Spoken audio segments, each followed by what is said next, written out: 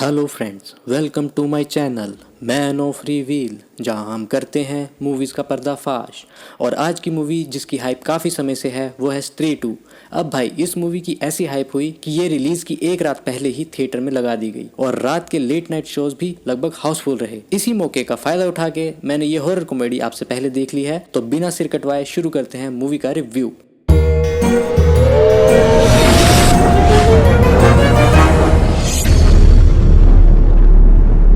Movie की शुरुआत वहीं से होती है जहां स्त्री का पहला पार्ट खत्म हुआ था और पहले पार्ट की स्टोरी रिमाइंडर के लिए मूवी के शुरुआत में ही रामलीला के स्टाइल में पंकज त्रिपाठी की जुबानी आपको सुनाई जाती है। तो पिछला पार्ट देखने की कोई रिक्वायरमेंट नहीं है। अब चंदेरी गांव में वही हर साल की तरह महापूजा का समय आ गया है और जैसे कि स्त्री को गाँव से भगा दिया था तो वहाँ अब होती है सिरकटे राक्षस की एंट्री बिना टोल टैक्स के और वो एक एक करके गाँव की लड़कियां उठाकर ले जाता है। अब गाँव की मुश्किल देखकर हमारे बिक्की यानी राजकुमार राव और बिट्टू यानी अपार शक्ति खुराना मिलकर जनार्दन यानी कि इस मूवी के स्टार अभिजीत बनर्जी को लाने जाते हैं, जो हमने भेड़िए के एंड के पोस्ट क्रेडिट सीन में देखा था। अब वो वापस आता है, साथ ही में श्रद्धा कपूर का बेनाम कैरेक्टर भी आता है जिसके पास स्त्री की कटी हुई चोटी है और उसमें पावर्स हैं। बस अब सारी मूवीज सरकटे को उसके अड्डे से ढूंढकर कैसे मारना है इसी के इर्द गिर्द घूमती है। बीच में और लास्ट में 2 कैमियो देखने को मिलेंगे जो कि एक्सपेक्टेड थे बट काफी इंटरेस्टिंग भी। मूवी की राइटिंग की बात करूं तो डायलॉग्स काफी फनी है, मूवी में हॉरर कम है और कॉमेडी भर भर के है। ऐसे ऐसे रिलेटेबल रेफरेंस हैं जिसकी झलक ट्रेलर में भी आपने देखी ही है। अब मैं रिपीट करके आपको इन्फ्लुएंस नहीं करूंगा, but elephant in the room की बात करूं तो वो है अभिषेक बनर्जी।